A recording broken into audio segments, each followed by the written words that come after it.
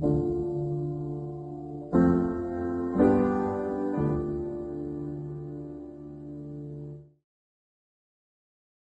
other day I was watching Batman, The Killing Joke. It's a cartoon movie. I'd never seen it before. Hmm. And it hit me for the first time how serious Batman actually is. Really? Like whatever Batgirl would say to him or like try to like instigate out of him, he was just so serious, like stoic, no expression, no nothing. No signs of like happiness or like anger, sadness, none of that. It's just the same. And I've always known that about Batman, but it really hit me watching that movie. And it made me think maybe it's not so bad to progress in life like Batman. Just because Bruce Wayne has the mask and he's so serious, I think there's something really advantageous about just having that same seriousness. I don't know if you feel the same way or what you think. What do you mean specifically by seriousness? Are you saying like approaching pretty much like every topic or every situation with that level of intensity, or Well, is it holding your cards close to yourself? I don't think it's too wise to be as extreme as Batman, where he's like that Yeah, in every single situation. right. But I think like as a baseline, I don't know what your experience is like with this, but I feel like we smile too much when we don't need to, or Really? we're too nice when we don't sometimes need to be. We kind of go like, and maybe it's like a wanting to be liked, and maybe that sort of brings out that behavior. But Hmm. Batman, it's like totally rooted, totally grounded. His Yeah, baseline is, I don't care. I'm just the way I am. it's true. Yeah. No, I get it. I get it. I think a lot of people, myself included, we are just like generally too nice. And I think approaching things with that same mentality, like Batman, where it's like, okay, whatever I take or whatever I'm going to be approached with, I'm going to assess a situation accordingly and, with seriousness, until like given a reason otherwise, right? For me, it's kind of different. Um, it really depends on the context of the situation I'm in.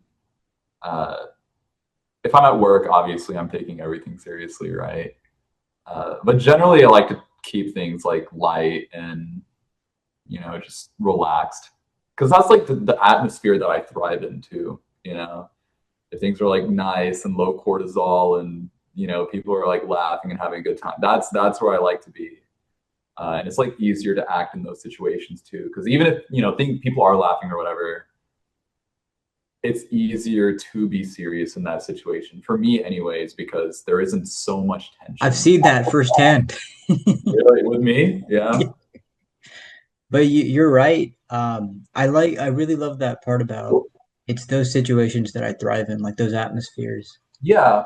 And I think Batman, I guess, just thrives in that seriousness. Huh? Yeah, I think it's really playing to your strengths, to your social strengths, and especially when it comes to like what you want to get out of that situation. So that sounds like so selfish, like putting it that way. But I think it's true, right?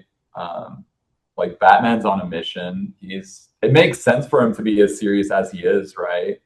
I think you and I, we'd both be serious if we were in Batman's shoes. I mean, if I saw, some dude kill both my parents, I'd probably be serious and stoic and brooding all the time. And, I probably wouldn't be able to take a joke. Well, the interesting thing is how sort of light-hearted and charismatic Bruce Wayne is. Mm, That's the other side that gets that sort of easygoingness that we yeah. don't see in Batman. I don't know if you saw the Robert Pattinson Batman movie, but my friend, he made an interesting observation where he's like, in that film in particular, Batman is playing the role of Bruce Wayne. Like that is the character he has to play. In all the other movies, it's the other way around. Bruce Wayne has to be Batman. But in that movie, Robert Pattinson's character, it's just he's so obsessed with being Batman that Mhm. the other act is I gotta put up the show that I am Bruce Wayne. Yeah, yeah. It's been so long, so my memory is very foggy. But I do remember, even when he was Bruce Wayne, it was like it just. This is probably like the wrong word to use it, but I was like, dude, this guy's a loser, man. Like, what's going on, right? Um, Very angsty. yeah, it's just like dealing with a teenager, right? Obviously, more complicated than that, but I think, yeah, you don't really see any charisma or anything. It's just like, oh, it's this Batman, but like in a suit this time, and he's at like some expensive event. Like he's still brooding, he's still not saying much, he still isn't doing much of anything. He's still very edgy, uh, which makes sense because if I'm thinking correctly, this was like Batman in his beginning years, so there was still a lot to figure out. So yeah, it makes Yeah, sense to me that he was still trying to like settle into his character and everything. yeah. As a kid, Batman was one of my favorite superheroes, and I had a phase where he was quite literally my favorite. But I started playing that Batman Arkham Knight game again Mm-hmm. recently, and that's why I've been thinking more about Batman. It's like, Yeah. oh, this character that is for children, so to speak, but there's just very serious elements and tones to like his story, his character, his Mm-hmm. relationships. It's fascinating. It's fascinating to explore that stuff when you're older. Yeah, I think there's a lot to draw from. Because, like you said, when we're kids, we're just like focused on the action and like whatever fight scenes. But I think when you get older, the actual like what the writer wants you to see, you start to relate more. I was always a Spider-Man kid growing Hey, up. me too. Yeah, yeah. I still love Spider-Man. I still love Spider-Man. So as a kid, we had my parents had this store in South Carolina, and they had this like old TV with a VHS player, and I had the first Spider-Man on it with a Tobey Maguire, and I would just watch it all the time. Like every day I get back from school or whatever, every time we go to the store, I just play that movie constantly, and it was just I don't know, it was always entertaining. The fight scenes were great, the choreography it was excellent, but growing up and realizing, the what really makes Spider-Man special is, he's just like anybody can wear the mask, anybody can wear the mask if you're Spider-Man, right? It's just obviously he has powers, but the baseline is, you wanting to do good, right? You wanting to do good. And I think what's so much more admirable is a lot of these heroes, they come from, not to knock on them, but a lot of these heroes like Bruce Wayne and Tony Stark, for instance, or like Thor, they're all like either super rich or they come from like very magical uh, backgrounds. Whereas Spider-Man, he is just a dude. He is just a normal like awkward dude, and he gets lucky with the spider bite, and now he's like just doing the right thing because of it. He could very easily choose to do like rob a bank or something like that, but no, he's choosing to be good on and act on goodness. So I think there's a lot to celebrate there. Agreed. And I remember when one of the first few times that I met you, I told you, "Hey man, you kind of remind me of Andrew Garfield's Peter Parker." Yeah. And then you told me you skateboard as well, and I was like, "There you go, perfect." Yeah. Yeah. Especially with that green jacket. It's like, yeah, Exactly. Yeah. It's sitting right there. So yeah. it's meant to be. It's a good point, man. Spider-Man is yeah, I think as I was saying earlier, I had so many, favorites, but I think Spider-Man is one of them that has persisted. Like Mhm. it's that go-to superhero. And what's even more interesting is how you can contrast him against Batman. Batman being so serious, but Spider-Man very lighthearted, Yeah. very lighthearted, even in like just such tense situations. That's what I'm saying. Have you played the Spider-Man games, like the Insomniac Yeah, Spider-Mans? yeah. I Really? played the first one. It was awesome. Yeah, I haven't played it, but I've seen clips. And there was one that he's fighting this like dude with like a bear sort of costume or something like that. And he's like, right before they're about to fight, he's like, "Hey, I have like one thing to say, and the guy like holds his mace or whatever weapon, and he's like, beckoning him to speak more, and he's Spider-Man just like slyly like cocks his head to the side, and he's like, "I'm all out of honey." And like in the edit, you see him like smash him through the window. And I was like, dude, that's awesome. Because it's like, again, I think it just goes back to what you want to make, like how you want to play the situation, right? And especially with like what works for you and what you're comfortable dealing with. So I inadvertently draw a lot of inspiration from Spider-Man. I think the way he handles those situations with, this sort of just carefree, like carefreeness about him. That's something I've always liked. So I don't like being too serious. Obviously when it calls for it, but yeah, generally speaking, keep my interactions nice and I think it's great to be that carefree, lighthearted like Spider-Man. mm, I feel like he also, though, doesn't really have a problem with being stepped on or like being a pushover. I feel like if you want to have that sort of lightheartedness, you got to be prepared with that mindset like him. yeah, Like, exactly. okay, you can push me aside, you can step over me. Like it doesn't diminish me in any way. I'm just gonna stay this way. I'm cruising. Yeah, yeah. So, and I think, oh gosh, I'm trying to remember. I know in the first movie, like Flash would push him around, but there's that one scene where Flash. the Oh, Flash, yeah, Flash Thompson.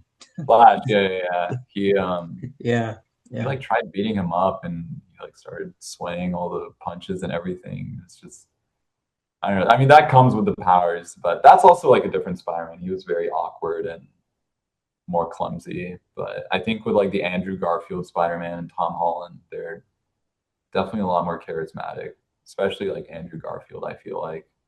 So yeah. But no, I do agree. It's once you start approaching things with this like playfulness and excuse me, just very unserious, people will take you unseriously unless you like drop the hammer on them. So yeah. For me personally, it takes a lot for me to get to that point. I haven't had to do that in recent memory, but I've also been lucky. I haven't really like, not to jinx anything, obviously, but I haven't like ran into anyone that has like pushed my buttons or anything like that. So, I'm glad to hear that. hmm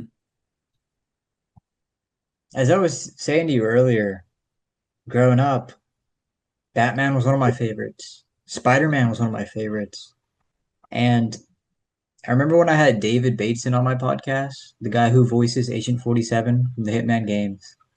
I remember I pulled out like my copy of Hitman Absolution and I'm like, this is my favorite video game ever. And then my kid cousin, she called me out on it when she watched the episode. She's like, hold on. You told me The Last of Us was your favorite video game of all time. And I'm like, oh man. I'm like, that's also true. And yeah, I've realized more and more growing up that it means having a lot of favorites. You can have so many favorites. It's kind yeah. of insane. hmm No, That I being agree. said, do you have a favorite video game? I mean, it's like you. I got like 13 games in my top five. Like it's just there's too many. Um, I mean, Last of Us. I mean, we've spoken about this before intensively, but Last of Us is fantastic. Persona 5 is great. I love Hotline Miami. Hotline Miami 1 and 2. Got the plats for both those games on PS4 and PC. But also I love Tekken 2. Like if I really had to say my favorite game in terms of impact, probably Tekken because I made so many friends here and I think it gave me like helped me realize how competitive I can be as a person and how exciting that can be. Uh, like waking up, going to work, coming back, and like hanging out with my cat is like cool and everything. Going out on the weekends is cool and whatever, like with friends. Like it's great. That is great. Don't get me wrong. But something about competing. I don't know if I told you, but I went out to Dallas about a little over a week ago Okay. for this one tournament called Hip Hop Kick, and it was a big regional Tekken tournament. And out of 118 players, I got ninth place. Wow. So I was a little disappointed in myself. I wanted to get top 8, but I don't know. I went up against like a really, really good Dallas player who was playing a character I didn't really know the matchup to, but also I just played bad. And also I went against this North Carolina player who flew in that played a character that like beats mine 9-1. So like it was a terrible matchup, and I didn't really know the matchup on that one. But the point is like the competition's great, but the community is what really brings things together. You meet a lot of cool, awesome people. This Saturday, I hosted a local at my place for casuals for the first time. Uh, I called it Cake and Casuals just because like a play off the tag I use, Cake and Milk. I had like 11 people show up, and we were all just playing. So I've never had any other video game have that type of impact or sway in how I live my life and how I choose to approach it. I mean, I've even taken like fighting classes because of this game. So it's pretty. If I really, really had to narrow it down, probably Tekken. But It's yeah. still so interesting to me that it's Tekken Mm-hmm. because me, I would have picked like Mortal Kombat over Tekken, or That was, Injustice or something yeah, like that, you know? yeah, But I've yeah, never really played Tekken. But the fact that, you consistently bring up that game and that you yeah. consistently play it and the community that you found around it, it's interesting to me. In my Mm-hmm. video game experience, I'm very much like a solo person. Yeah. I don't really do any of the online stuff. It's always been solo, single person player story, and that's about it. Mm-hmm. Yeah, I mean, there's value in that too. And honestly, I've been deviating a lot to those games as well because Tekken burnout is a very real thing. Like being competitive is great. I just went on that whole like tangent about it, but like sometimes you just need a break sometimes, and especially like I think from our previous conversation, I bought Tomb Raider, the Oh, reboot, which one? the 2013 reboot. Dude, I love that game. That It's entire trilogy. Oh my God. I love fantastic. that game. Yeah. So I'm playing through that now. It's just nice. It's just nice to play it, turn off your brain, and just stealth archer. It's Yeah. fun. It's fun. It's awesome. So yeah. When I was like in my late teens, I remember I was playing video games so much and it was pissing me off. I'm like, dude, I feel like a kid. I shouldn't be playing this many video games. Yeah. And I really strove to like get rid of it, but then COVID happened and I'm playing even more games. But naturally, I just kind of like got out of it and I got into like a phase, a very social phase, and I would be out of the house all the time, with a Mhm. bunch of different people doing different things. And I remember coming to a point where I had a burnout, and I realized, man, sometimes the responsible thing is to just stay at home and play video games. Yeah. Yeah. Just rest, just take a breather. Yeah. Get off of social media, get off of in real life social connections, and just give yourself to the game. Take a breather. I know. Yeah. Would you say that a lot of your burnout, or like not burnout necessarily, is disconnected, but a lot of your disdain for playing so much video games was instigated by like cultural implications and like familial implications? Because for me, my parents were very hesitant to get me a console because they were like, they were very like dissy, just study all the time, just study fun. Like we want to see you studying all the time. They didn't want me doing sports or anything like that, and like I just wanted an Xbox. I just wanted to fit in with my friends. I wanted to get like a 360 or a PlayStation, and eventually they caved. But even then, they still just like hounding me for my video game playtime, and they'd see a slip in the grades, and they're like, "Oh, sorry, buddy, like this, no more video games for you," which is like more justified. But even though I feel like with us Pakistanis,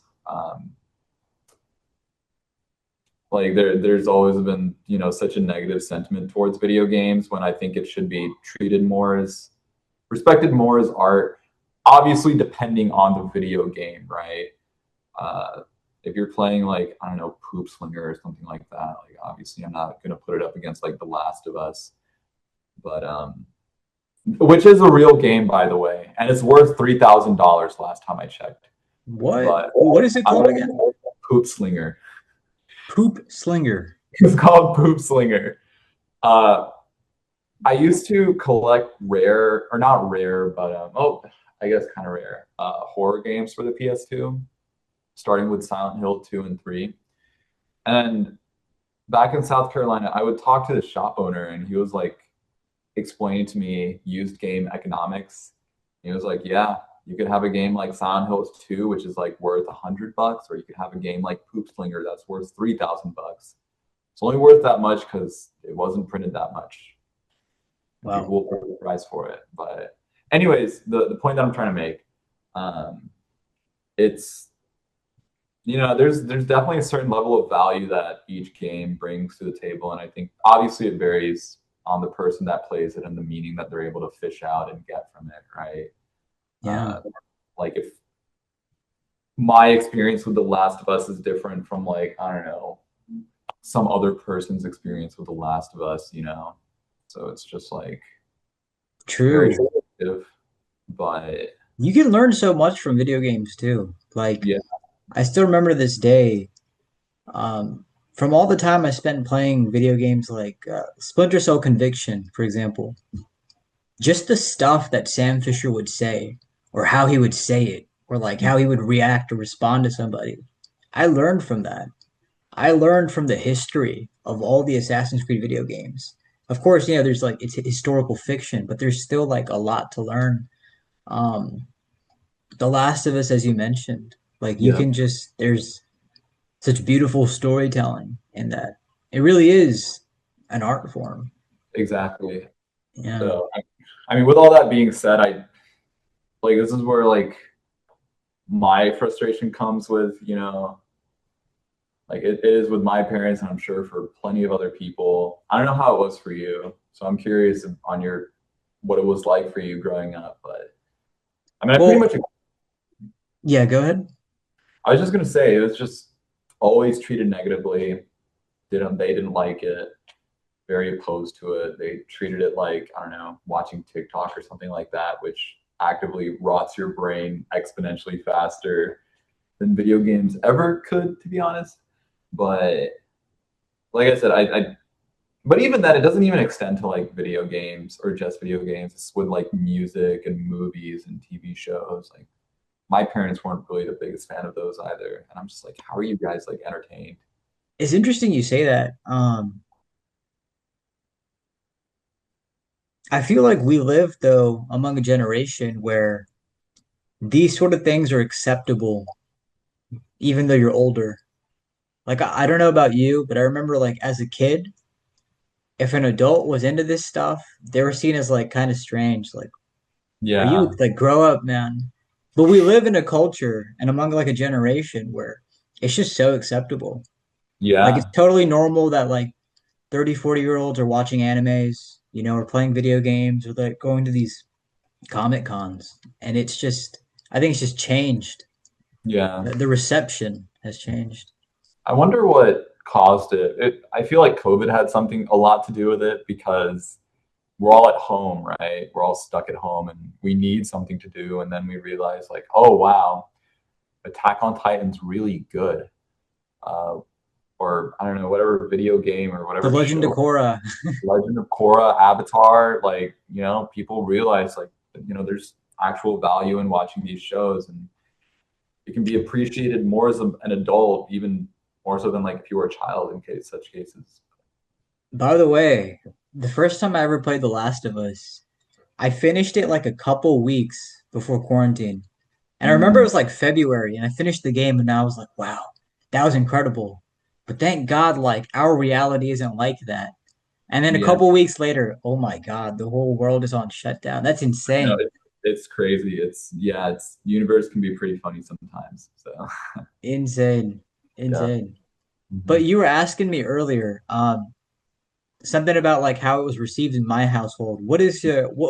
Give me a specific question regarding Like, that. what was it like just with your parents and with your family when it comes to you just wanting to play video games or doing sports or anything like that? Were they okay with it? Were they chill with it? Or were they like, dude, stop, you need to like study all the time? Which is like such a brown issue.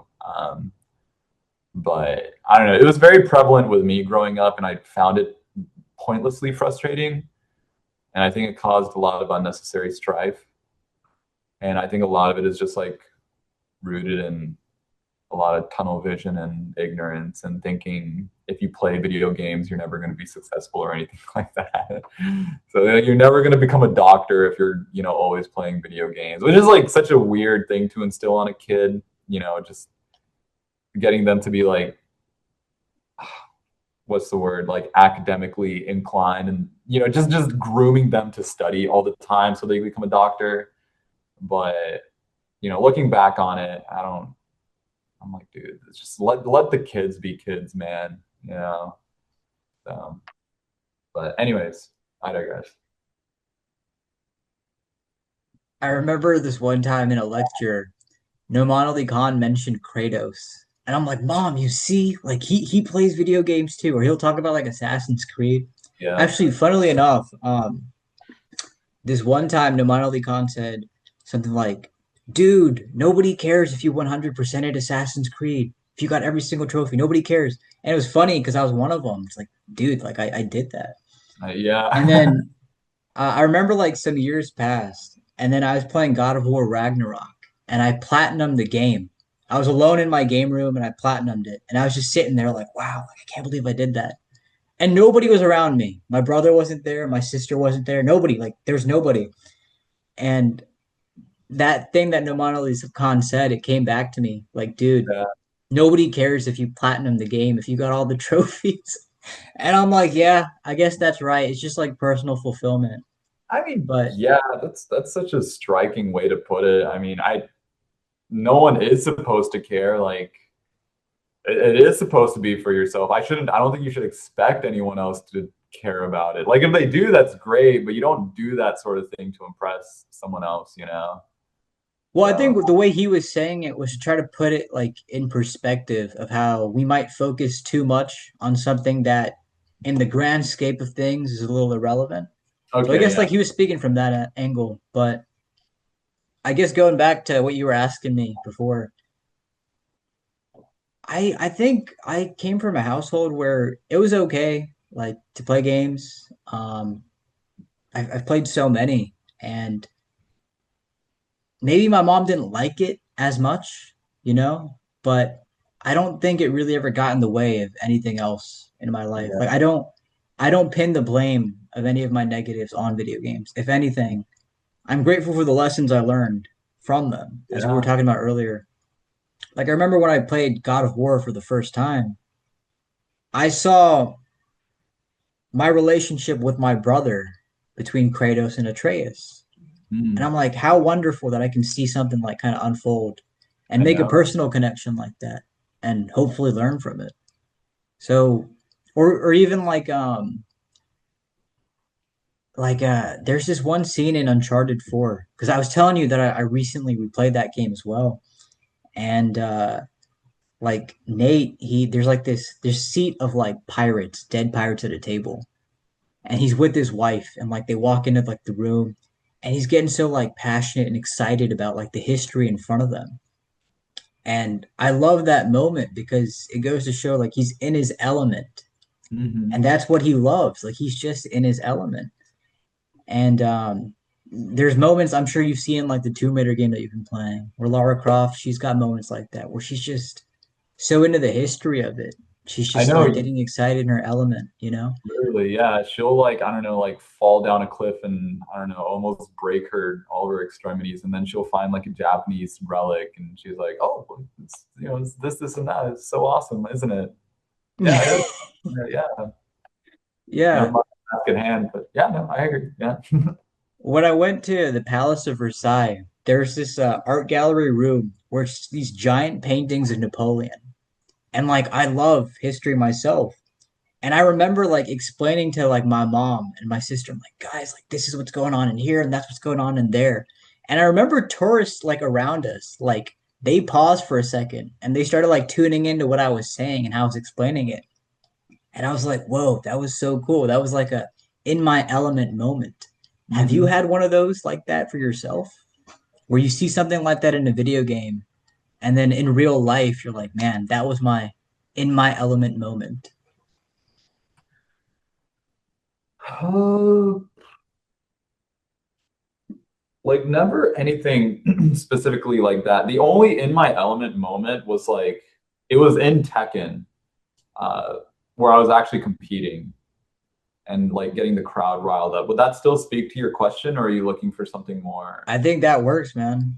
Okay, yeah. I So mean, to be ninth place, that's a pretty big accomplishment in that giant group of hundreds. thank you. Yeah. But this was actually from the same, this was the same tournament, but this was the one held last year. And it Mhm. was when I first came out to, yeah, again, this was like my first big regional. But I just went with my friend Jeff because like he invited me to go. And I honestly, I just wanted to hang out with him. I was using Tekken as an outlet, as a social outlet, right? Uh, so we went over, made, went out with some other friends, got our Airbnbs for the night. And the very next morning came around, and it was hosted at this giant venue. And we went in, and people were getting ready and everything. And I played casuals with my friend Darwin, and that was what I needed to like get activated, right? Um, and like really just prepared to play. Uh, so the way it works is that they stream the matches, right? But they don't. They only stream it when you start making like top 24 or when you're about to enter top 24. They don't have enough time to stream every single pools match, right? Like people would have been there for days. So I ended up knocking out the first two people in my bracket, and then I had to fight this one guy. And all of my friends were telling me about him. They're like, dude, he's the king of Austin. You've probably seen him before. King is the wrestler from Tekken with the Jaguar mask. He only roars. That's all he ever does. But he's a very popular casual pick and competitive pick as well. I think the only Tekken character I know is he's got like spiky hair like this, like Wolverine, and then like a blue Heihachi. kimono. I think Heihachi. that's the only guy I know. Yeah. But King, I'm sure if you saw him, something would ring, but just trust me, super popular. He's a wrestler, so people they know wrestling, they grew up with wrestling, they gravitate towards him, which is fine. But this guy, everybody was saying he is the king of Texas. Like, Cake, are you ready for this? Because again, I was people know me as Cake and Milk. They're like, Cake, are you ready? I didn't know who the guy was, so it was kind of hard for me to feel any type of way about it. I didn't know how he played. I didn't know any. All I knew is that he played this character that I had a lot of experience with, and I was like, sure, I guess, like whatever. And I didn't really hold myself to super high expectations either. There were 72 people at that tournament, and I was just like, you know what? I'm just here to have fun, right? This was before the competitive drive really like started kicking in. Excuse me. So eventually, like me and this guy, we're like on the stage, right? There's like Red Bulls to our side because it's sponsored by Red Bull, and we just get to it, and he's up 2-0 on me, and I ended up bringing it back all the way because you need to win 3 rounds to win. So I beat him 3-2 in the first game, and I'm just like sitting there, and it's on stream. You could actually find it on YouTube, but I I'm think just you like might have sent that one to me. the one I sent you was the one here in Houston. This was the other one. Okay. Okay. So, but that one, excuse me, we I think I shook the guy up a little bit because he was trying to ice me out. When you win the game, people will like ride that momentum immediately into the next. So sometimes it's best just to let the other person like wait and calm down. I think he was also trying to figure out how to approach the matchup, and he was also like blowing into his hands to warm them up. I don't know if you ever tried playing video games with cold hands, but it's actually really, really difficult. It's really hard. We're in Texas, so it's always hot, but I don't think And I've ever paid attention to that phenomenon.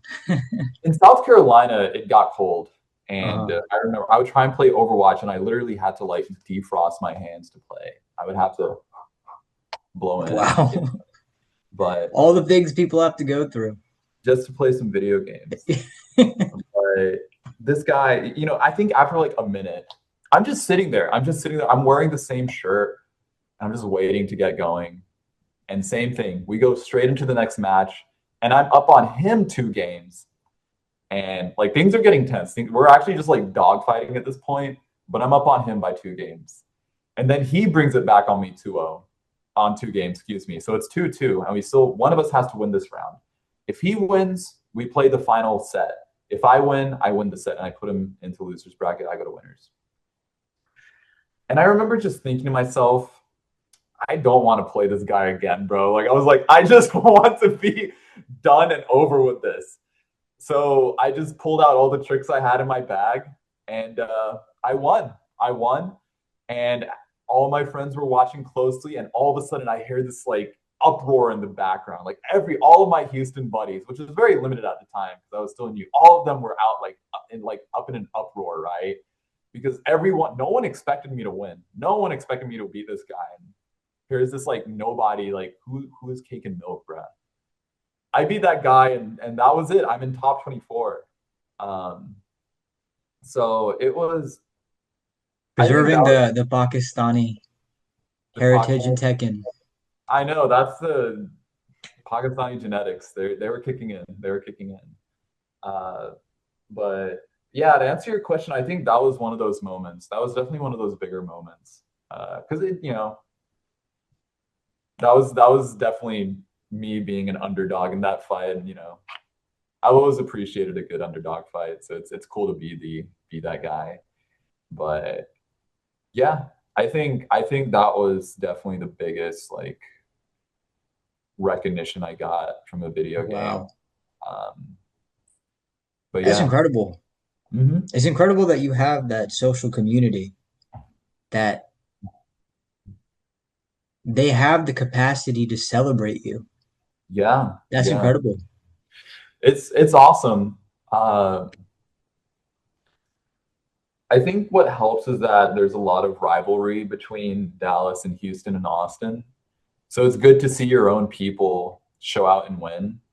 But also a lot of these people, like, we're all friends with each other. We all play with each other. We all, we just kind of go through it with each other. And, it really is community, like at the end of the day. Like that's what makes that is why I love Tekken so much. It gave me some really, really good friends. Uh, I know in the fighting game community, it gets a lot of negative rep for people like, I don't know, being antisocial or not having proper hygiene or blah, blah, blah, blah, which like can be true in some cases, right? But most of the time, people are good. They're just normal people just trying to have some fun. And turns out you guys, you all play the same video game, and you're able to relate on that. And then you find out, oh, this person I'm talking to is actually cool. And before you know it, you have like 11 of these people at your apartment, and you're all just having a good time eating pizza and drinking pineapple Fanta. So, yeah. Wow. Yeah. What's the biggest way video games have transformed your life? Or the most important way they've transformed your life? Let me think. Narrowing it down to one is pretty difficult. Uh,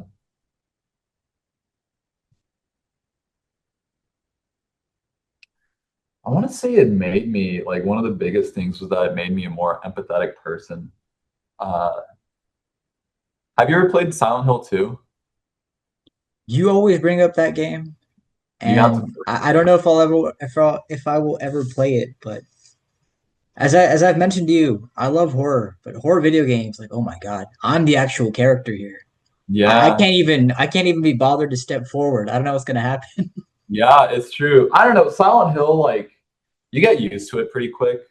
Uh, Uh, but oh gosh, I don't want to spoil it, so I won't say that. But I feel like I have to check it out. You mentioned it so many times. yeah, because the ending of that game was just like probably the most insane ending I've ever experienced. Uh, like that was the most beautiful thing ever, um, which isn't the best description, but I remember playing it with my friend Madi, and we were both just like, the game doesn't really tell you anything up until the last hour and just throws it all straight at your face. And you're just left with like the final 10 minutes of that game was the most emotionally devastating thing I've ever like bore witness to and out of any video game I've ever played. But again, I won't bring up that example. I think one of the biggest impacts it's had, I think I've become a more patient person. And I think I've Well, been, hold on for a second. Going back to Silent Hill 2, why do you like that game so much?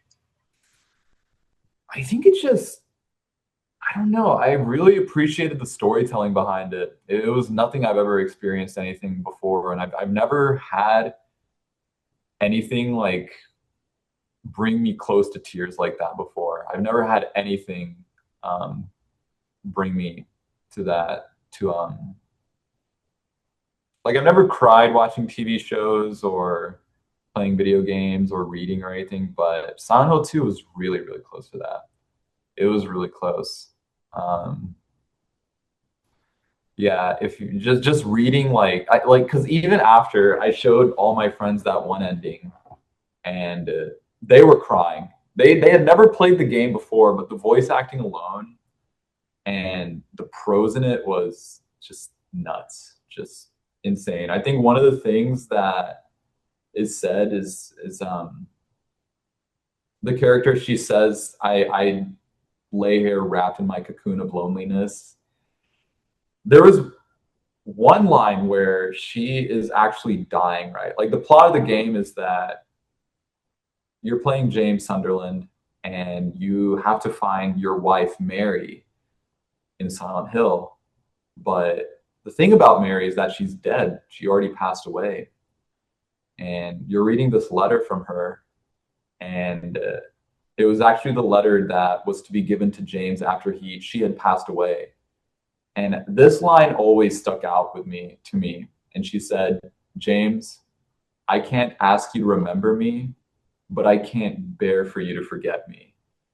And that line alone, like I'm getting goosebumps now just like uttering it, right?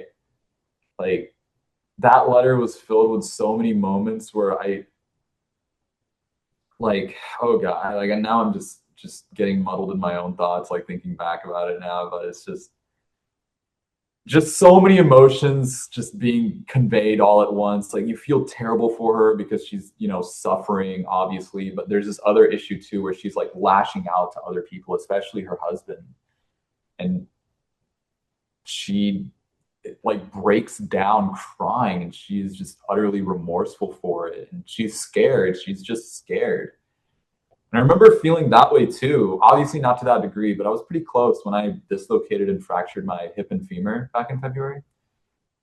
I was like, is my leg going to be amputated? Like, what's going to happen to me? That like uncertainty and pain and literal physical pain and emotional. And it's just so many things are like you're feeling so many things at once. And it all happens in the span of a few hours. Like, you're laying on the skate park with a twisted leg and all of a sudden you're being shipped off in an ambulance and now they're putting you under and they snap your leg back into place and now you're on crutches for like another month and a half and they're like, yep, this is life, buddy.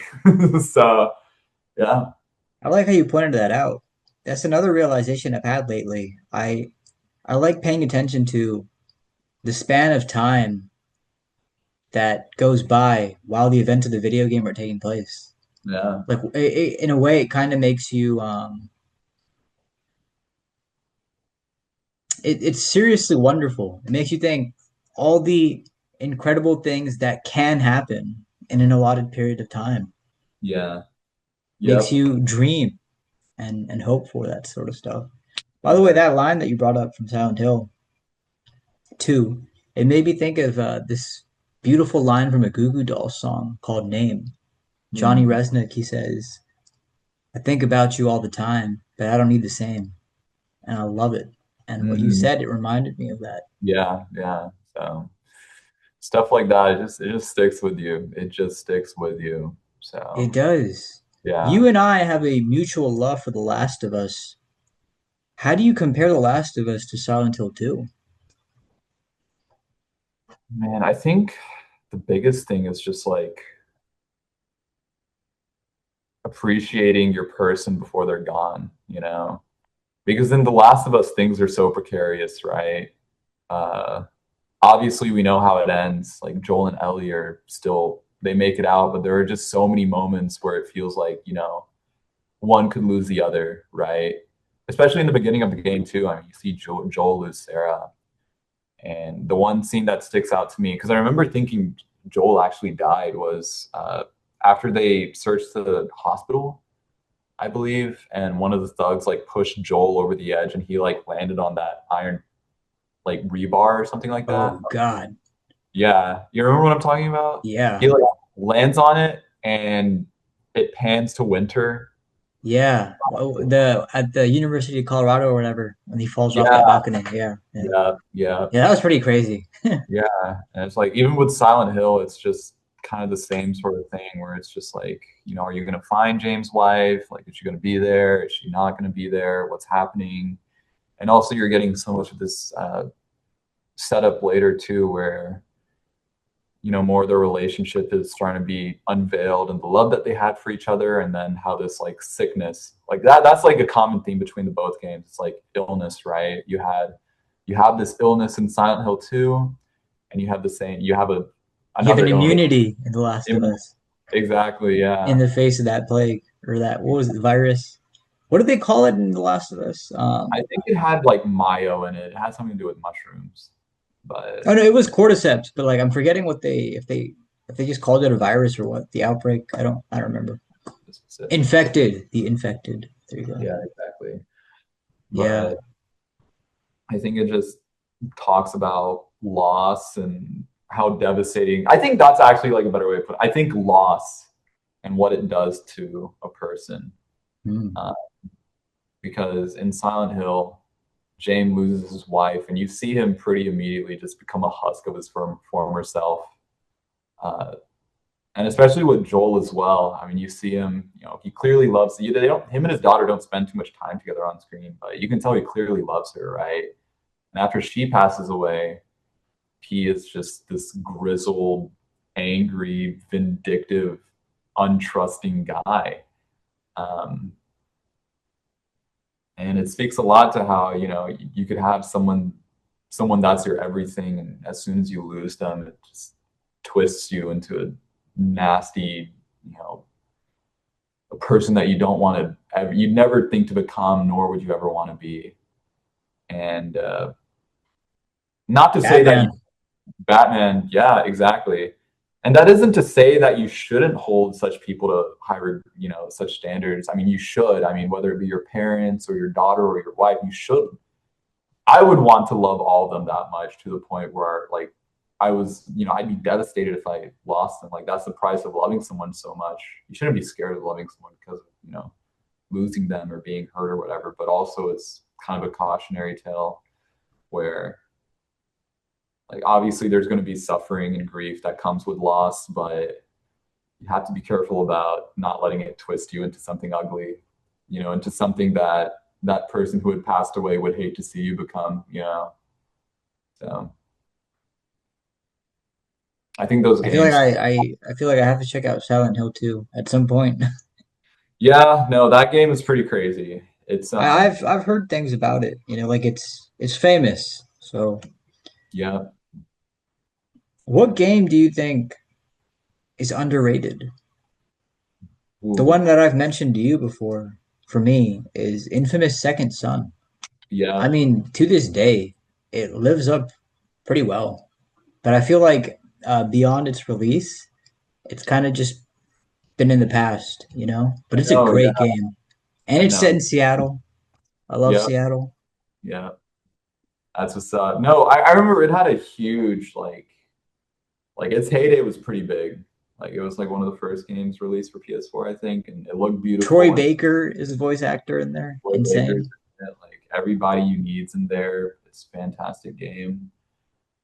What is an underrated game? That's a good question. I feel like the only games I've played have been like properly rated or overrated or anything like that. I haven't. A part of me wants to say Hotline Miami, but I remember seeing that advertised all the time on a PS Vita, but I never played it. I that game was just such a trip. I listened to a lot of music from those games. Soundtrack is amazing. That being said, tell me, man, what are like your top soundtracks from video games? Because I still listen to Oh, them this day sometimes when I'm studying or putting something together. I think Silent Hill 2. I think the biggest game series that I like pull music from is actually the Persona series. Between Persona 3, 4, and 5, it's all pretty amazing. And I don't really know how to describe them. Like a lot of Persona 5 songs are very moody and they have like a lot of jazz influence to it. Persona 3 can be a lot more what's the word? Hyper, I guess. It can be a lot more exciting. And Persona 4 feels like somewhere in the middle, somewhere. I have no idea how to describe it, but I think also my favorite songs come from there. I think in general, like out of my like all the songs that I listen to, like it comes from Persona 4. Wow. So, but Persona 4 is great. Hotline Miami, if I ever like, I don't know, need to like if I ever wanted to hit a PR back when I was working out, I just cue up a Hotline Miami song. Those songs will get you right. You'll be awake. Uh, what else? What else? Those are the big ones. I'd have to check on my Spotify, Dude, The but Last of Us. What an excellent soundtrack for both that games. too, that too. The main menu theme, big fan, big fan. When I told you my friend and I we made an album, there were some songs I wrote where I'm like, like I want this to sound like something that belongs to The Last of Us. And I'd Yeah, show my friend like some of the soundtracks and he'd listen to them. And then he'd come back with the strings and I'm like, dude, you understood the assignment. Like it sounds like yeah. it belongs in that universe. There you go. Yeah, that's what's up. You Yeah. know, Or like Assassin's Creed. I know you've never really played those, but those soundtracks go hard. They're amazing. Ezio's theme in Assassin's Creed 2 is like one of the greatest songs of all time. That is Yeah. one of the that was the one Assassin's Creed game I played all the way through. But Really? yeah. Well, Oh, that was the only one that I've like actually just played in general. Assassin's Creed 2. Yeah. That's one of the best ones out there, man. That's like Mhm. top three. Yeah, that's I heard it was incredible. I remember being like 11 years old playing it and being like wowed. Perfect time to play it. Yeah, honestly. And That's even that another thing, man. I feel like there's certain games where you have to play them in their time because yeah. like if enough years pass by, like it's just not the same thing for you to go back into them. Yeah, They feel kind of clunky or old, and you're like, I can't do this. yeah, some games are just like a product of their time and they can only be appreciated, just like you said. But because like I tried replaying it a couple months ago, I just couldn't. I got like 3 hours in, and I was like, this is just not something about it. It's just not clicking right now. But that's Yeah. okay. That's okay. So I think that Ezio's theme was great. I will say that is timeless. Like when him and his brother are like hopping on the rooftops and he like shows him the rest of what Italy. He's like, this is Florence, all yeah. Florence. Yeah. He's like, yeah, this is ours, bro. This is all ours. And Goes like, hard. yeah, it gives you this like crazy sense of scale, um, and like what you're about to get into. But yeah, Persona definitely favorite. Like Heartbeat, Heartbreak. That's like a top three song of all time right there. I had a friend in high school who was like so obsessed with Persona. It was like his favorite game ever. He played it all the time. I never understood the hype around Persona. Why did you like it so much? Is it just because of the unlimited, so to speak, content?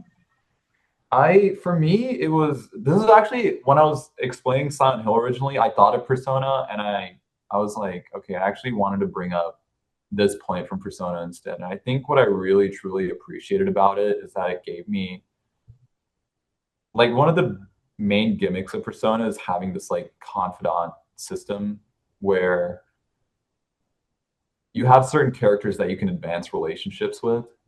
So, and you can max it out at 10, right? And the more you hang out with those people, the more you get to know them and understand them better. And especially in Persona 5, I think the way those characters were written, I mean, they're all high schoolers, and I was a high schooler when I played the game too, right? I like the more and more I'd hang out with these characters and understand their stories and their struggles, and I think what came out of that with helping them through their whatever tribulations, like your bond was like pretty solidly forged, right? And by the end of the game, I mean, you guys are all just like this, right? You guys are tight as a button. And I thought to myself, and I was like, I want friends. If I'm ever gonna have friends, obviously I had friends in high school, but I was like, I want friends to be at this caliber, you know? I want to have friends that are like Ethan.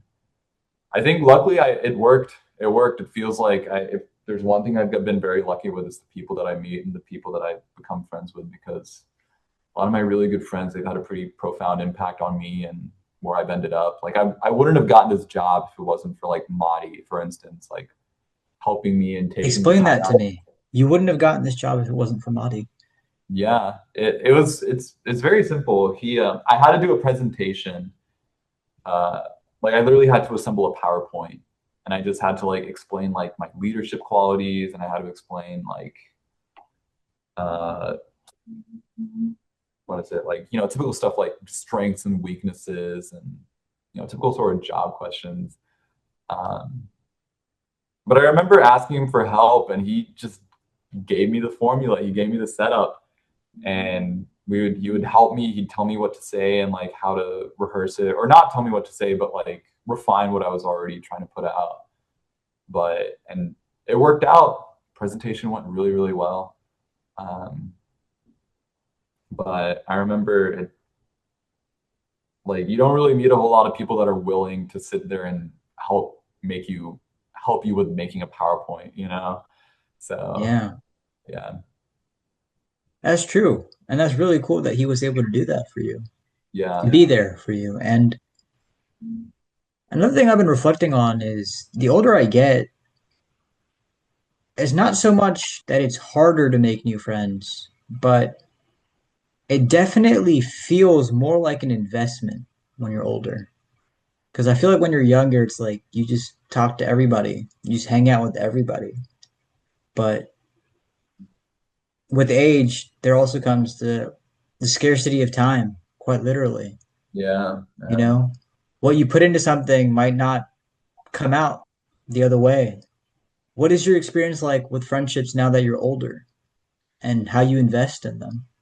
I feel like I've gotten lucky because I've never really had to think too hard about who I need to hang out with and who I'd want to be friends with, because all the people I hang out with, it's great, it's fine, it's awesome.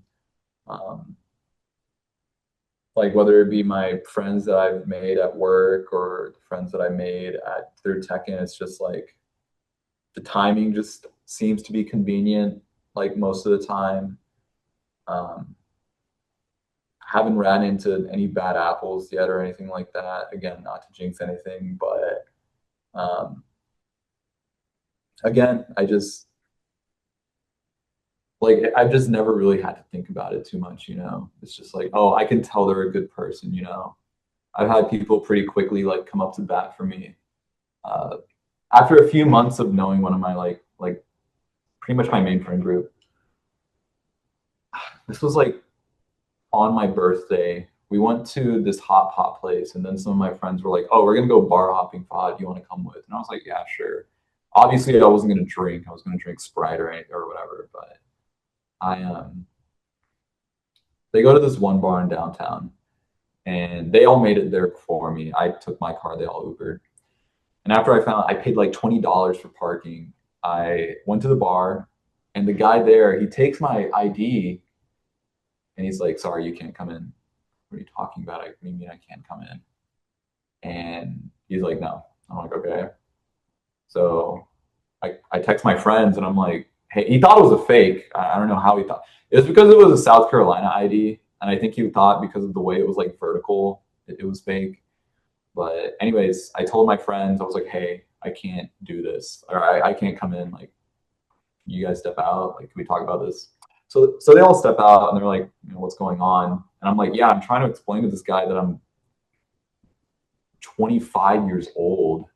Um, I don't know what's so difficult to understand about this. I don't know why he thinks it's fake, but whatever. And I'm like, okay, like I'll just try again. So I go up and I'm like, hey, this is a real ID. I don't know what to tell you. This is a real ID. Big mistake because he proceeds to take my ID.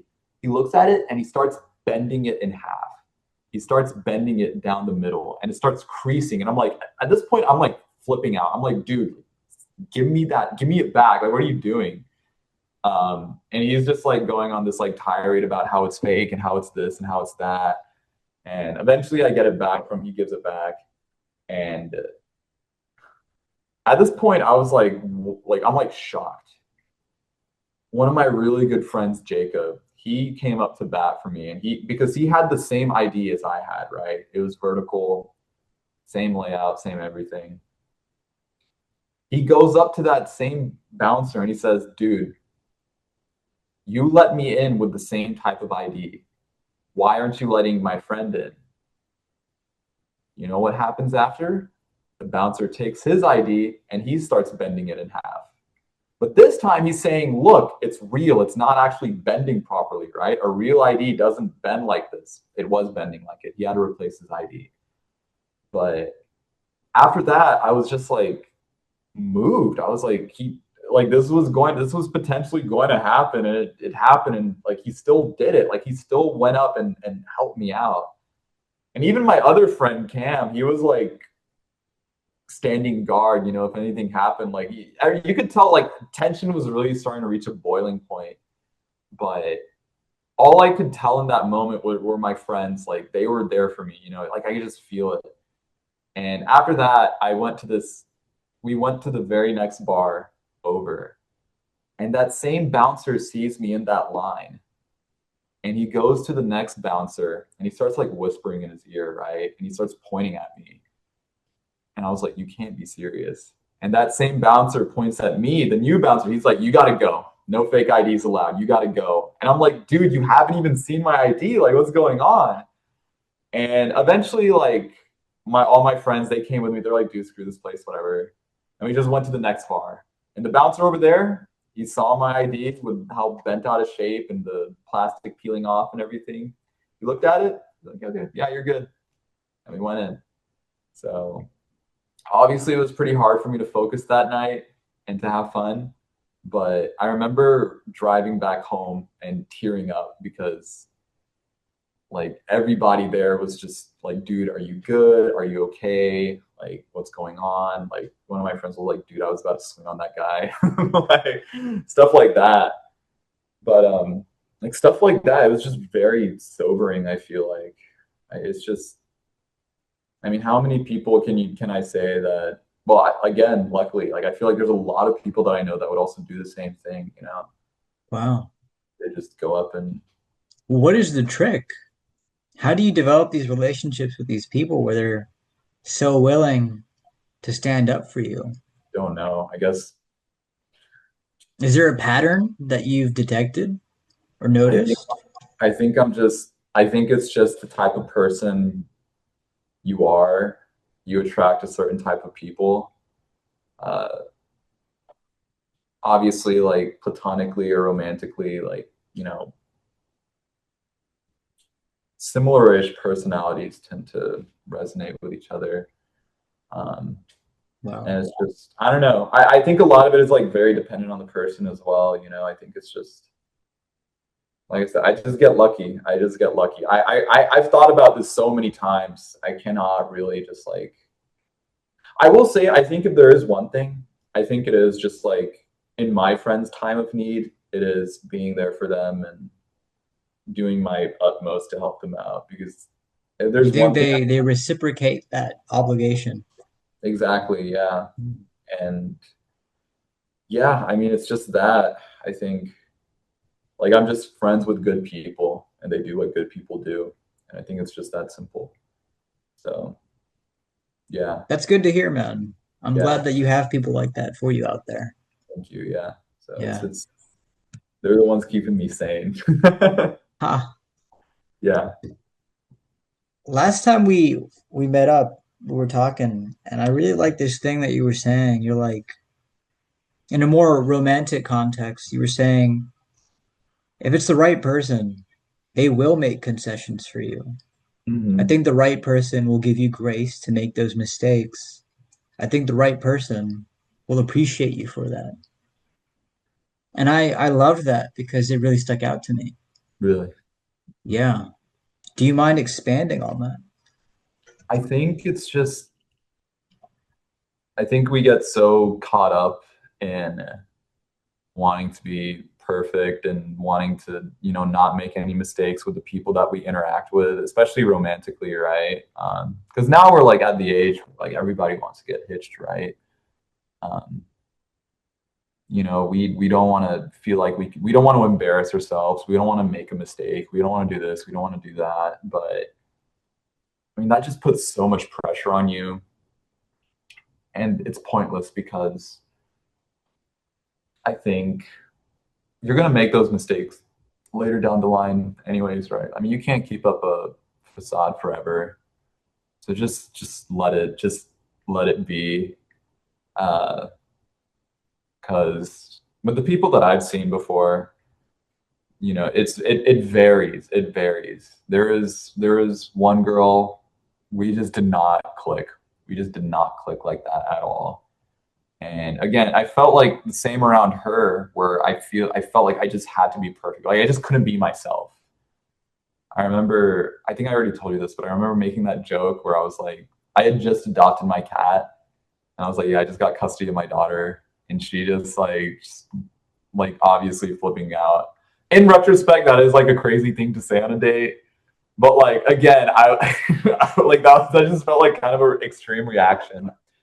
But all I really know from that is like based on how we reacted to it, it just wasn't meant to be.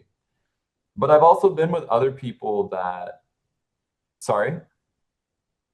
Well, I don't want to stop your train of thought, but one of my curiosities is those people that you do want to be perfect around, why do you feel that way? Because I've experienced that as well, but I want another person's perspective. I mean, just I don't know. I feel like with some people, it just like with this girl specifically, I don't know. I feel like I could just feel it. I could just feel that if I had slipped up, it just would get really awkward and the situation would become so unfavorable. And like you just don't want to mess up. Like nobody wants to mess up. And I don't think there's any real deeper meaning. I don't think there has to be any deeper meaning to it. I think, Some things, they don't need it. You're right. yeah, it's just like, I don't know, people don't like losing. Just Done. because we don't like Period. losing, like, yeah, it just sucks to lose. We don't like it. Um, Yeah. Maybe you can apply a little bit of nuance to it, but I really don't think you just don't want to mess up in front of the other person. It's awkward. It's this, it's that. Yeah. But but And again, you I want know to sell yourself as who you are. attractive perfection. That's what you want to sell yourself as. As what? Attractive perfection. It's like Attractive. that perfect mirage that you can sell. Yeah, exactly. And it's just no one's really like that. I think there's Yeah. always a crack in the window somewhere. Um, but again, it's like, who's willing to put up with it? I think that's what's really the special thing. Because, I've had other people too. Like they have seen me at my worst, and maybe not worst, but you get what I'm saying. They've seen me at my lows and they put up with it, and they're there for me and they console me and so on and so forth. And, they were willing to put in that effort, for whatever reason. And, that's when I realized, hey, it's just better to be honest with yourself, Yeah. because you also want to be honest with the other person as well. Even if you are the type to like make stupid jokes about, having custody of your cat. If that's who you are, then, let it rip. And Yeah. It happens. That's true, man. Very true. And I remember that same conversation we were having. I kept emphasizing because it was so fresh on my mind at that time, especially. It's literally just a matter of getting the right two people in front of each other. Yeah, And that's for that's it. anything in life. Just a matter of getting the right two people in front of each other. Just takes luck. It just takes luck. Um, there's a lot that goes into Prayer it. or two. Have you seen Yeah, that meme, by the way, where it's like this dude, he's like making like the the Hajj or the Istikara prayer. And he's like, the best part about this plan is nobody can stop me. And yeah, it's like the yeah, person that you don't want praying for you. yeah, yeah, yeah, yeah, Oh man. yeah. No, it's true because I think about that line you said too, where it's just like, yeah, because we were at Dave's Hot Chicken and I was talking about my frustrations with this whole process, and you were like, yeah, I think it is just get lucky and or you get the two people there and in the same spot, and that's all it takes. I think some Well, people I think it's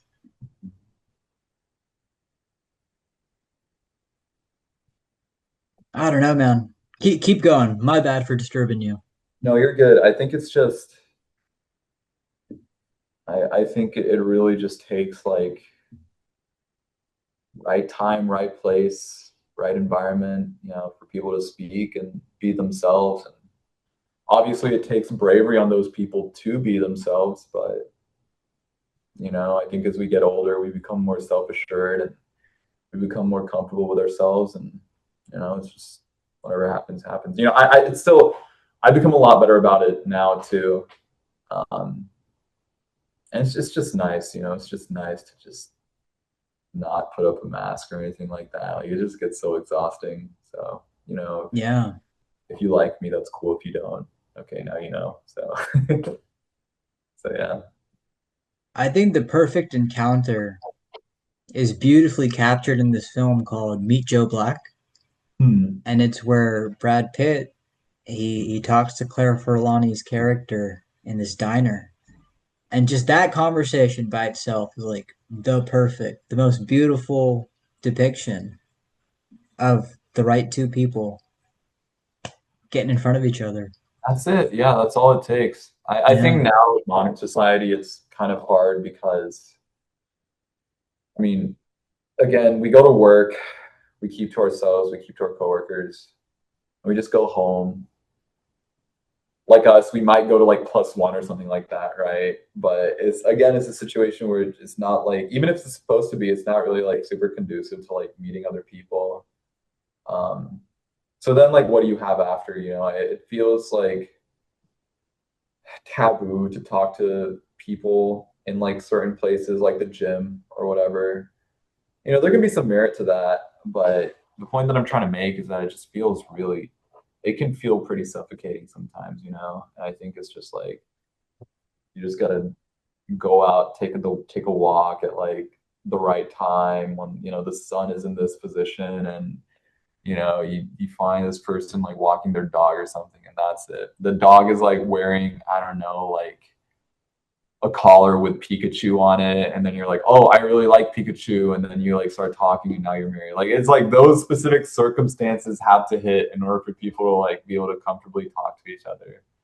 Um, at least that's how it feels. I don't know. Maybe I'm just like overcomplicating it from my experiences, but yeah, I don't know. I don't know. I think it really is just you just got to get lucky. But I think most people get lucky anyway. So yeah.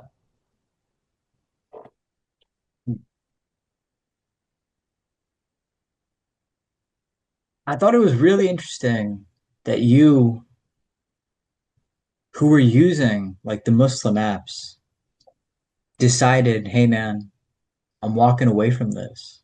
And it's very Yeah. interesting to me because you gave it an honest shot. If you don't mind me asking, what turned you away? What stopped you? I'm just like, Just it continues to fascinate me. just got exhausting. Like I was using it since March and on and off beforehand too, and it's just like it is just not human to look at people like these profiles and making judgment calls off of like a couple pictures and some prompts and having, whatever conversations. And I was just, and I also got sick and tired of spending the money on them too. Like going on, like that, it gets Crazy you have to expensive. pay, low key. Low key crazy you got to pay. I know, and I'm just like, dude, I don't like it adds up. It genuinely adds up, and I just got tired of it. And I'm like, this is like the most fruitless thing ever. Um, Wow. because it's like it's Was there a cool. specific moment you hit like the bottom and you're like, I'm done. I'm deleting this. I think I just came to the realization, like it just became very mindless. Like I wasn't even thinking about it that much. And I think also in a way, like it was just like a source of dopamine as well. Because it is satisfying when you get a like, when you see that little hinge icon pop up, and then you hear like the sound effect with it. I literally got like Pavlov's dog into like just getting a shot of dopamine whenever I would get a match or whatever, and see that I like immediately hit it off with somebody. But again, it's just from my experiences, it just wasn't the most fruitful thing. Like it was just kind of whatever. Um, and I thought to myself, like, you know what? I think it's just better to it. It's really funny because I'm going on a bit of a tangent here, but I follow this one Muslim girl on Instagram, and she like we both followed each other, and I don't know her personally. I think I just sent a follow request to her a couple months ago. She accepted it. She followed me back, and I like started sending her memes because I thought it would be funny. I was like, oh, what's her reaction gonna be? I sent her a meme like involving a garden gnome or something like that. And then like it went from that to conversation about like Muslims getting married young. I don't know how it transpired to that. I don't know how it happened, but I was scrolling through and it was just this like long chain of text in between that meme with the garden gnome and like what she like this conversation about marriage. And this is like again an offshoot, but she was talking like we were discussing about how so many Muslims were getting hitched young, like 22, 23 years old. And she was like, yeah, it's just so formulaic. People would get married out of college or whatever. They would go to like the mosque inside their college. They would get married and get like divorced 2.5 years later. And everybody's seeing everybody. Like everybody's marrying everybody. And like one person doesn't work out, they hop to the next person. That person doesn't work out, they hop to the next person. It's just like you can relax. You can relax and you can live your life. And honestly, now it's like, ideally, like, if I get hitched, that's great, but I'd only want it to be with the person that I'm like really, really, really secure in. And I feel like that's fair. That's a fair thing to say because it is marriage, right? Like that is one thing you should absolutely be picky about. But the point that I'm really trying to make is that, like, in tandem with these apps too, it's just like, what is the rush? What is the rush? I'm 25. I got time, right? Hopefully, inshallah. Um, what it was doing to my mental health is just not that it was like even trashing it or anything. I just thought about it. I was like, this isn't satisfying anymore. This isn't fun. And I can feel myself like becoming like a dopamine junkie to this in a way. So it's so much better. I feel like to just go out and meet someone in the public and just like at a bookstore or an art museum or something like that. Classic Americana. I Classic. think about that too, where it's like, I mean, I love meeting new people, but Yeah. I very much love it in real life. And Yeah. the social media plane is just a very different plane. Yeah. People kind of just read into you whatever you get perceived. But in real life, it's a very different story. Hmm. Yeah. You Yeah. It's also, you're talking about that whole thing, that conversation about Muslims getting married young. I was one of them who wanted to get married very young. I was 21. I knew the girl that I liked, and I just felt it. I'm like, yo, like I feel like I'm man enough. Like I can do this. Yeah. Didn't happen for whatever reason, but now I kind of look back and I'm like, yes, I still would have liked to, but there's something. We believe in God, right? There's something better coming out Yeah. next. So, how do you feel about that? Getting married young versus like a little bit later? It's funny because I was also the same person. I wanted to get married at like 21 years old. It didn't help that my parents were like they were trying to get me hitched like fast.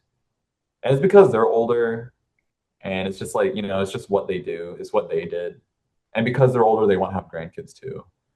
So, Yeah, and I but don't think it's a bad thing, by the way, to get married young. I feel no, like some people maybe are not, as you were talking about, like those divorces, like maybe they're just not, apt for it yet. And I yeah. feel like there's some success stories there too. A lot Yeah, of stories, yeah. if you can make it work, like go for it. That's fine. Like that's honestly the best thing to do. Um, just if you know your person and you're capable mentally, go for it. But excuse me, speaking for myself, I know I wouldn't have been capable of doing all that at like 21 years old. And I think there's also so much I would have wanted to experience on my own, like there's still so many different hobbies I want to check out, like Could you tell me what one? boxing. Wow. Obviously that didn't work out so much because of my hip. Tekken, honestly, Tekken, that's like the easiest one to pull because I'm seeing it now with my friend. Um, he's 32 years old. He plays the game a lot. He'll go out and compete, but he's also engaged.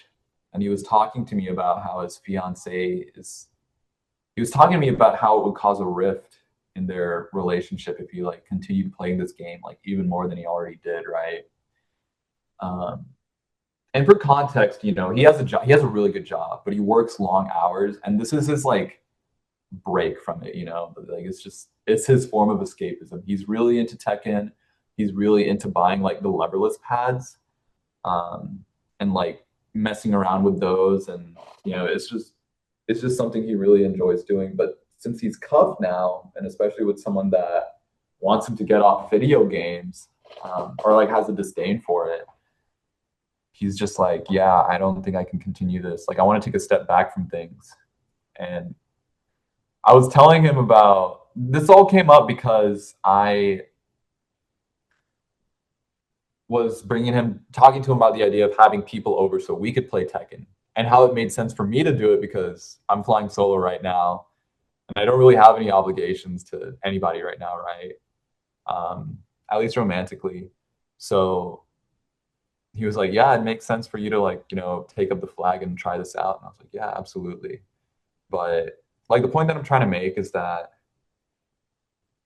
I feel like a lot of Muslims were, fed these ideas where, we study super hard in school, we become engineers, we become doctors, we become like, I don't know, web devs or whatever. Um, and then we get married and, that's like kind of the game plan, right? But I think there's just people get very fixated on that, our speaking to our generation specifically, and it's not our fault, right? I mean, we were kids being told this. It was hard for us to think for ourselves at that point, and you don't want to upset your parents or anything like that, and you do what you think is right. And also, marriage is awesome in a way. Like, you find someone you meet that you really like, give it a shot. But I think there is so much more to life where you have to experience it for yourself. And it's I feel like a lot of it's like the simple stuff too, right? Like It's interesting you bring that up. I'm not sure I could think of like one thing that I still care to do. Like I'd rather just be married. I'm not really. trying to like jump out of a plane or like go to See, Bali and I am willing to jump out of a plane. I am. I've done it twice already. I've done it twice already. oh my God. What was that like? It was awesome. It was awesome. You felt It was like awesome. Don, huh? jumping out Huh? that plane. You felt like Don jumping out that plane. I did. It's true. It's true. So, but yeah. Anyways, please continue. No, I mean that's just what I was gonna say. Like I feel like that's kind of about it. Um, Is it a burning itch, or is it just like what's that level of it, intensity for you? it's not a burning itch. It's not like that bad. There's no like feeling of desperation or anything like that. Um, but it's more like, hey, I just kind of want to get there now. Really? Yeah, it would be nice to have. It'd be nice to be there already, because I feel like in a way also, of course, you should try to be your best version when you're all alone. That's like for everybody, right? You should try. Yeah. But I feel like I really am a much better version of myself in front of others. And that's not like a showmanship. It's just, hey, reality brings it out of me. And reality is having others in front of me. Yeah. And I feel like to be married, to have a wife, if anything, it would invite the better man out of you to come out I think so. Yeah. consistently. Yeah. Yeah. No, I agree. There was this one YouTube video I was watching, and the guy was interviewing a divorce lawyer, and he was talking about marriage, and he was talking about why it's great to be married, right? And one of the things that he said to me that stuck out, because this is really playing off the point where it's like, you should be the best. Like people say you should be the best version of yourself before you get in a relationship. I don't agree with that because I think it's impossible to, because of what this divorce lawyer said. And he said that if you're with somebody, they can see your blind spots. I'm sure we'd all love to be like, we like to think to ourselves that we're completely and totally self-aware of who we are and what we're doing at all times. But I mean, that's just not true, right?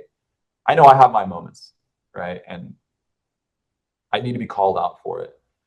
And I think having that person that is there and willing to do that to see you become a better person, that's not something you can really do on your own. So I think if you're just ready to do it, like go for it. And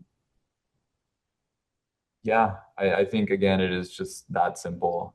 Um, but yeah, I do believe you get with the right person, you'll absolutely become a better person because God you willing, all, eh? God willing, yeah, I think you want to do it for them, which is very selfless. I know there's also a lot of talk of like, you should do things for yourself, but I also think it's beautiful to do things for other people, especially like your spouse, especially. Um, there's I nothing can't wrong. remember who said it specifically, but I'm sure many people have talked about it, where it's like another advantage of, being married is now you're not chasing tail. Now you're more focused on like real stuff. I know it's like You're this is crushing it. the last big thing that's out of the way now, and it's just okay. What's next? It's like that's like the last big There's thing. this thing that Sigmund Freud he had said. I like this quote of his. He says, "Oh, how bold one gets when one is sure of being loved." And I love that. I truly love that. And It's it's like when real. you kind of like you could even bring up the example of your friends, like when you know that they'll be there, you just feel more brave. You just feel more confident. I know, So when you're yeah. sure of being loved, it's like just how bold you get. Yeah, it's just the feeling of being valued and appreciated and to such a degree of, it's worthy of being loved for. I mean, that's a powerful feeling. So even with my friends, like this is obviously on a much smaller scale, but it's like, I know I'm appreciated. And because of that, I feel completely unabashed in how I'm going to act and what I'm going to say. And, like I can comfortably go up to them and give them flack or whatever and be like, yeah, I'm a New Yorker and just piss them off. Me But too. yeah, We've talked about that, right? It yeah. is true. You have to be It's born there to be one. for the record, for the Yes, record, for the everybody. record. But no, I agree. I absolutely agree. I think there is like power in being married. Um, but again, it's just finding the right one. Mike, I do have a question for you. How, what level do you want to be at with that person when you decide, hey, like I want to get married to you? Do you want to be like head over heel? Like, do you think it's realistic? And this is speaking in the context of us being Muslims, right? You know, we're kind of constrained in how we have to approach relationships, right? Or, you know, the way we like go out with people and see them. Do you do you want to be head over heels with someone by the time you're like, yeah, like let's do this, let's get married? Or would you rather take a more pragmatic approach of being like, okay, like obviously we still like each other, we get along really well, but there's also so much of us that we have to discover, but and that's going to be after we get married. So we're going to give this a shot and see how it goes. I've always been a romantic with the capital R. Like if I ever liked a girl, I was head over heels. Mm, But I feel like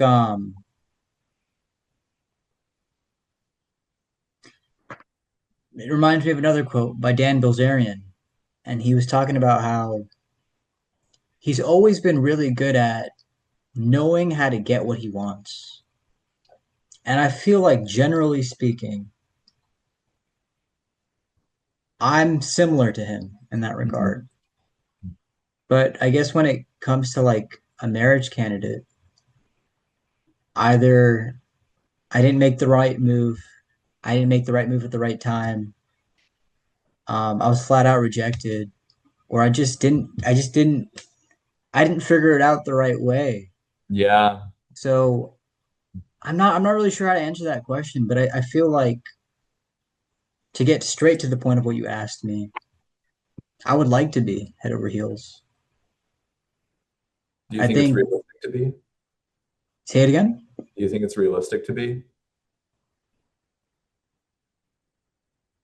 I think so. I've been very emotionally sober for like the past couple years for the most part. Hmm. You feel more in touch with reality, but it's no fun. It's very boring. I know. Yeah. And I feel Yeah. like marriage being, of course, not the objective of life, but an important objective, especially as Muslims. I feel like I'd like to be less emotionally sober, especially if it's someone that I really did like I Yeah. truly knew. That's my muse. That's the one. That's the one. So I'm right there with you. I want it to be a situation where it's just, you know, like we very clearly get each other and we very clearly like each other. Um, I feel like that's been my struggle with it. I think it's just like kind of discerning how I should feel about the other person and what's like realistic. I think because again, we have to operate in a very constrained manner, and sometimes you're not really gonna like.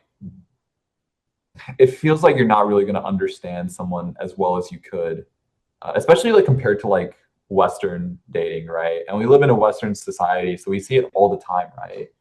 Uh, People like each other, they give it a shot, uh, and they're just able to be with each other and do whatever, whenever, right? Which is like power to them, right? That's great. There's pros and cons to that. And there's pros and cons to the way we do it as well, right? And like the biggest struggle for me was just trying to figure out like, hey, where, like, how should I sit on this? But again, I think it's one of those things where you should play it patiently, and you know, God willing, you find the right person at the right time, and that's it. That's a wrap, you know. So I do Yeah. pretty fervently believe in that. So Hey man, there's another quote. I've been throwing out quotes left and right. Alex Hermosi.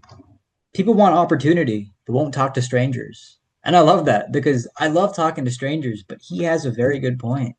It's like, Yeah, man, how do you expect it to just kind of? Even my dad was telling me that. He's like, can you show some initiative? Like, what damn. do you expect? Yeah, yeah, I know. But again, it's just like daunting in a way, right? Like when it comes to romance, it's just you're fully vulnerable and exposed, and you're just letting yourself out there.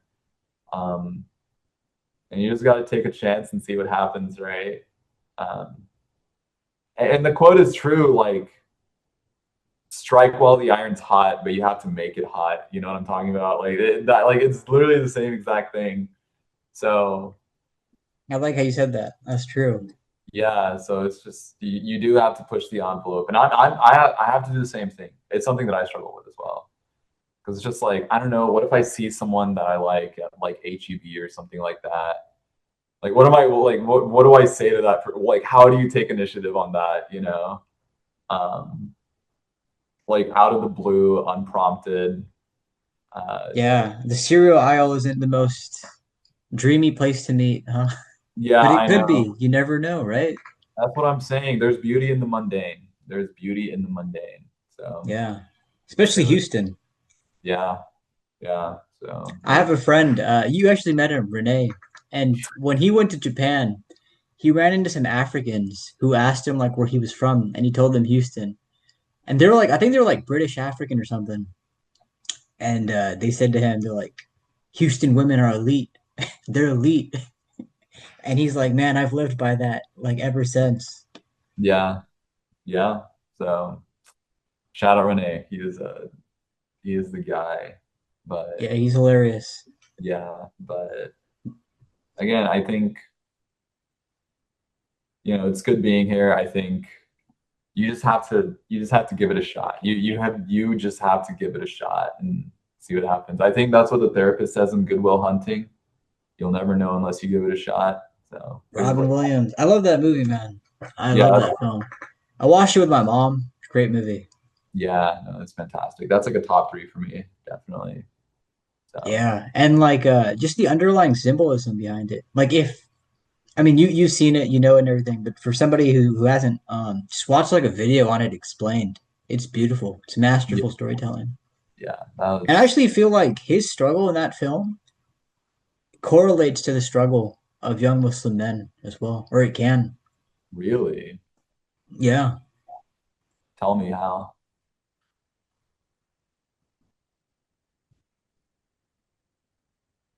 I'd have to think about it some more, but the only reason I brought that up is because Oh wait, I could see how it correlates with me personally. yeah, I could see okay. myself in that film.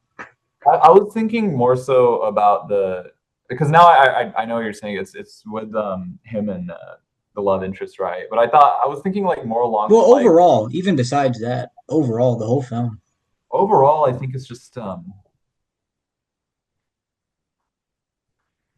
like to me it's like the big thing that stuck out to me was just like making the most out of the opportunities that you have because it's an insult to everyone else if you don't, you know. Yeah. That was like so moving because Yeah. he like you had so many people trying to get through to Will. You had his therapist, you had uh I forgot her name. I know the actress's name, Minnie Mini Driver. Driver, yeah. Yeah, she's trying to get through to him. The math guy with the field medals trying to get through to him. None of those people really were able to crack him like or like get to him outside of like his friend, and they're like drinking a beer at the construction site. Yeah, that Ben Affleck, what he says to Matt Damon. That's great. And it's true, and it's just yeah, I like think what you have, it's like you are in a way obligated to live up to it because it's genuinely an insult to I love how you bring that up, man. yeah, A couple weeks ago, I wrote a line similar to that. I was like, you owe it to the people who believe in you to be their pride. You owe yeah, it to them. yeah, because who else is going to do it? Who else is going to do it? You don't want to fail those people. Yeah, you uh, can't, you're not Alfred. You can't call Batman. You're not Aunt May. You can't call Spider-Man. you just got yourself. Yeah. Yeah, even speaking to Will and Minnie's relationship, it's just he was scared. he was scared for the longest time and he didn't want to push it. And obviously that's like an extreme case for why he was the way he was. But he figured it out in the end. And I think, if he's able to, why can't we? Like just go talk to her. It's okay. I love that, man. And it Yeah, just speaks more power to how art isn't worthless. We can really find something of ourselves in it, can really see something of ourselves in it, I has think that power so. to move and inspire. And is Robin Williams, another quote, man. Robin Williams, he's like, don't ever let anybody tell you that man, I'm butchering this quote. I gotta pull it up. It's a good one. Hit me. No matter what people tell you, words and ideas can change the world. Robin Williams. Yeah, plain and simple. Plain and Fahad, simple. I had fun talking to you, man. Do you have Likewise, any yeah. closing thoughts? Anything you felt like you wanted to say but you didn't get a chance to? Or something on your Um, mind that you wanted to express? that was everything. I want to say that was everything. The video games to art to getting hitched as a Muslim. I think that was we covered everything that I wanted to say. So It yeah. was a good convo. It felt very candid, very real. Thank you for being Yeah, here. of course. Thank you so much for having me. Yeah. Suppose until next time, eh? You Till take next time. care. See you at +1. Are you coming to +1 tomorrow? We'll see, man. We'll see. Are you gonna go?